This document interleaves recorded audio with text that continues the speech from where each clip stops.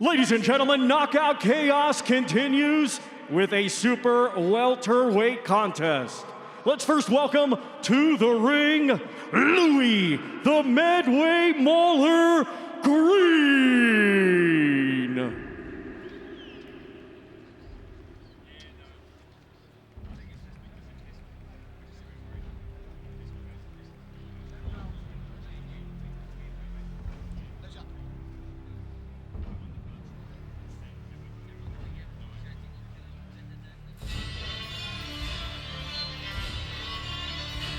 As Louis Green makes his way towards the ringside area here, this is likely to be very different to what we've seen so far here on the night of Knockout Chaos. So far it's been about prospects being tried early in their careers and continuing their respective stages of development. But here this is very much about winner takes all in terms of where they go on to in this super welterweight division. Don't forget, on the main show, we've got a world title fight in this 154-pound division with Israel Madrimov against Magomed Kubanov. But here is Louis Green, the Medway Mauler, as he calls himself. Big fan of the Manasseh Mauler, Jack Dempsey, the world heavyweight champion of a century ago. Let me see your gloves, Louis. How are you, mate? All right? Yeah, I'm good, dude. Good man, yeah, not bad, mate. And now let's welcome the undefeated Jack the Pilgrim Mcgann.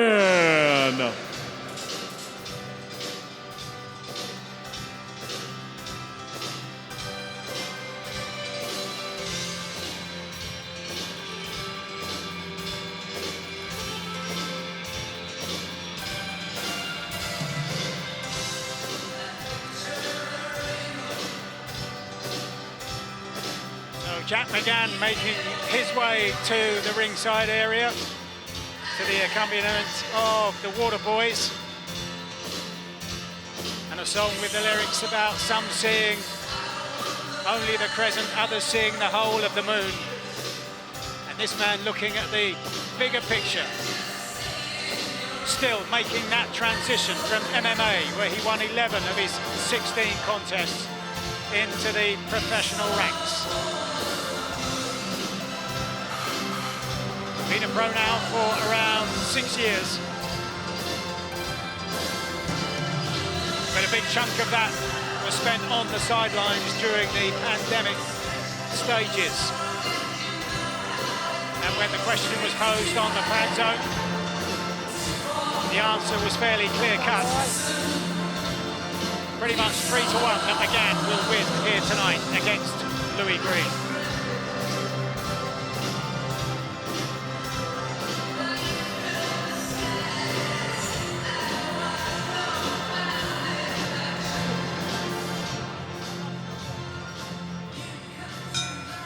Ladies and gentlemen, this bout is scheduled for 10 rounds, and it is a eliminator for the WBC Silver Super Welterweight Championship. Brought to you by Eddie Hearn for Matchroom Boxing and Frank Warren on behalf of Queensberry Promotions, in conjunction with Riyadh Season, National Event Center, the General Entertainment Authority, GIA, Gold Star Promotions, Gimmick, and Sella. It is sanctioned by the British Boxing Board of Control, Steward in Charge Robin Smith, along with the World Boxing Council, President Mauricio Suleiman, Supervisor Hussein Wishi. Timekeeper is Stuart Lithgow. Our 3 judges assigned, scoring on a 10-point must system, will be Antonio Carrillo of the United States, Ray Danseco of the United States, and Victor Laughlin of Scotland. Our referee in charge, third man in the ring, will be Kieran McCann of England. Introducing to you first, fighting tonight out of the blue corner, he comes to the ring wearing black with green and weighed in officially at 153.2 pounds. Coming to us from Kent, England, he brings a professional record consisting of 16 wins, 4 defeats, with 10 of his 16 wins coming by way of knockout. Ladies and gentlemen, please welcome Louis the Medway Mauler Green.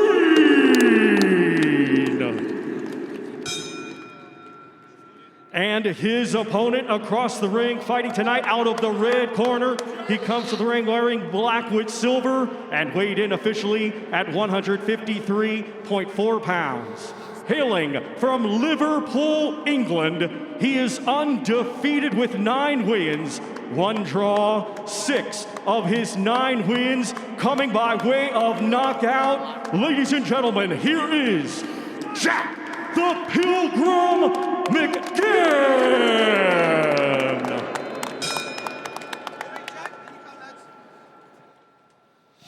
Right, boys, you both had your instructions in the dressing room. You know what I expect. Keep the fight clean, obey my commands, and most importantly, protect yourself at all times. Shake hands.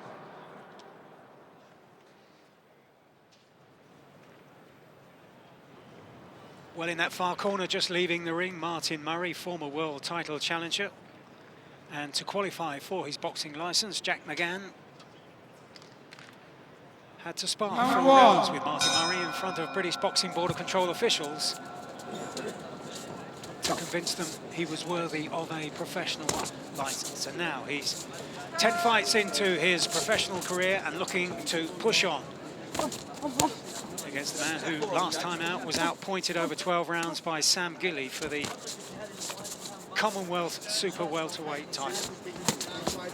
Right, I don't want to jinx it, but I just can't see how this fight won't deliver. When I look at it stylistically, you know, I'm sure the styles would gel.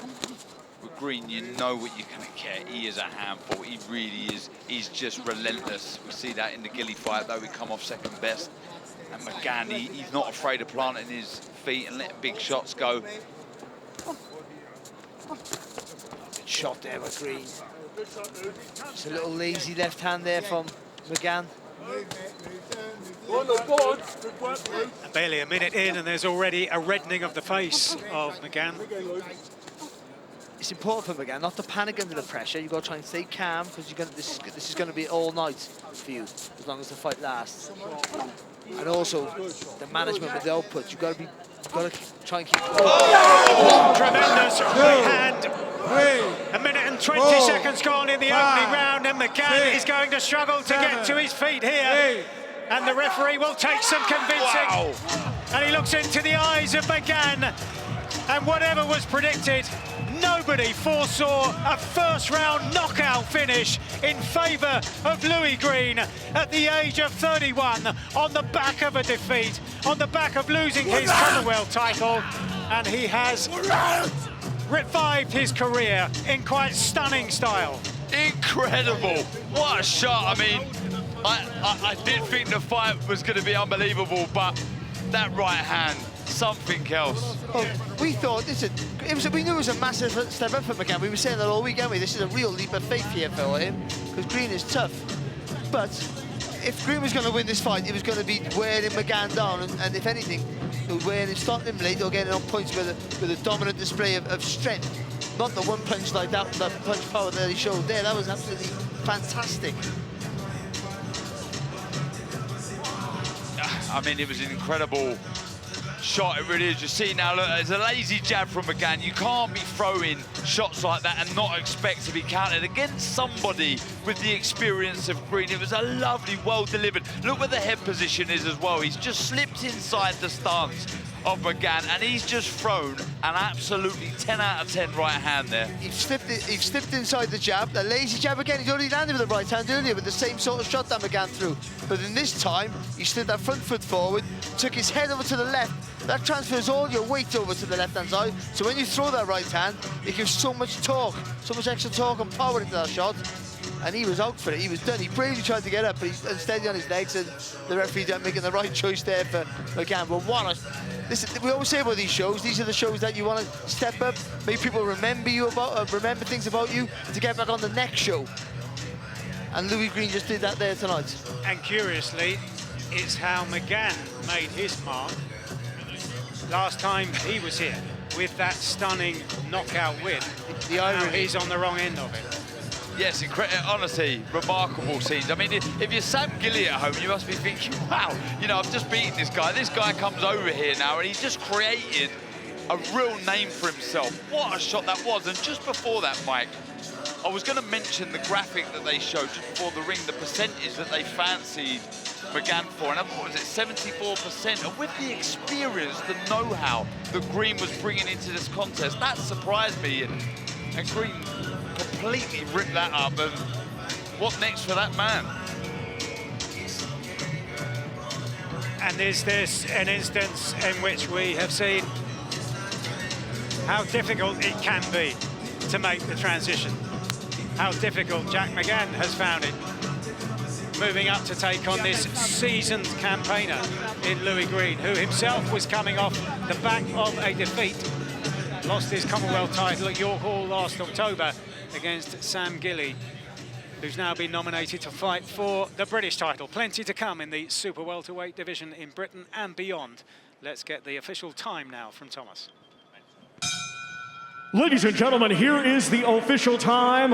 1 minute, 29 seconds of round number 1. Our referee in charge, Kieran McCann, waves off the contest. Therefore, your winner by way of technical knockout and winner of the Eliminator for the WBC Silver Super Welterweight Championship, Louis the Medway Mauler Green.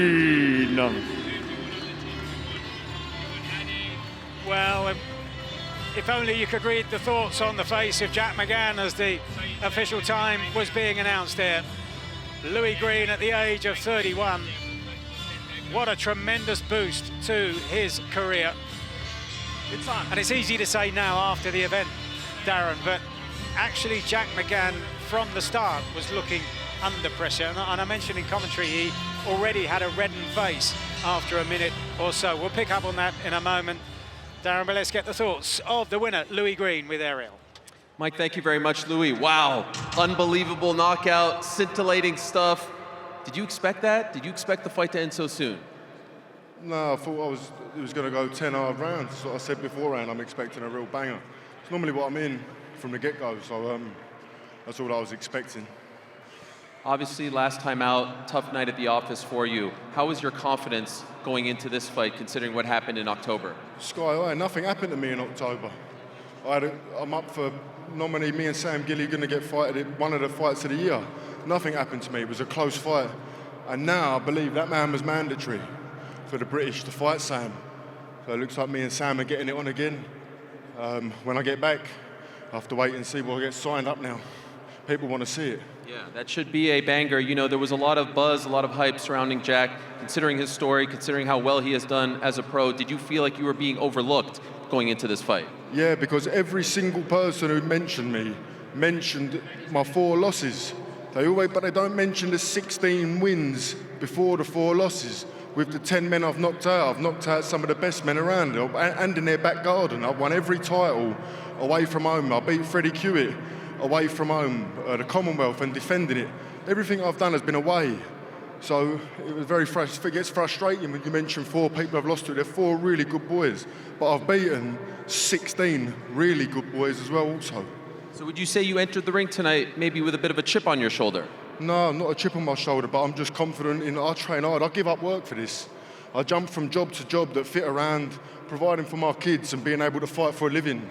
And for this one, I give up work completely to come here and put on a show. And I knew I was going to do it. I was confident all week. My brother, I'm not a betting man. My brother just won a couple of grand on me because he bet this round. Well done to your brother. By the way, what is your day job right now? Well, I was digging holes, fitting the water mains, and my pal George, who's sitting there in the slum we live in down in Carnation in Medway, that's going to be rammed with the beers when I get back, boys. Yeah. And now here you are on a stage like this, a scene like this. What has this experience been like for you here in Saudi Arabia? Me and my dad come from nothing, absolutely nothing, just a working class background, and I was a bad kid. I was on my way to prison, and my dad saved me and stuck by me, and my dad's a postman, and my dad's here with me now, sharing all of this. I can't even put it into words how it feels. What was the key to not going down that bad path, if you will, going down the path that you're on right now? My first son when I was 16, I had a son when I was 16 years old, and I feel like I owe my life to him. Where's your son right now? Watching right now with my other son and my daughter. I love it. What do you want to say to them back home watching you right now live? I'm going to ring you in about 5 minutes, and I love you with all my heart. When do you want to return? This was a quick one, obviously. Would you like to return relatively soon? Yeah, I'll go again tonight if they paid me. Well, maybe tonight you celebrate. Looking forward to your next one. Once again, congratulations, my friend. Thank you very much. Guys, back to you.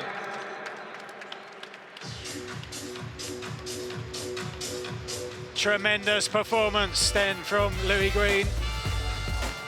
And this then, the build-up to that dramatic finish. Oh, I mean, it was incredible, Mike. It really was. He threatened it from the off, like Barry said. He had landed a similar right hand, but he got away with it, Mcgann, but he didn't that time. Look at the head position. Look where he's generated all that power from. He's just fully rotated through that right hand. That's experience there. That's the 16 wins that he was talking about, Mike, all in that one shot. I think he may have just become my favourite boxer with that story about the kids and giving up work. And I mean, this is what boxing is all about, the narratives, you know, coming off a defeat there. But when you leave it all in the ring, when you've got that kind of heart, that desire, that will to win, opportunities can come your way, and then it's down to you to go and take them. And that's exactly what Green has done this evening. And you can see what it means to him. The rage and the fury of being overlooked, all delivered in that one single right hand, which has turned around the career of Louis Green. He said himself,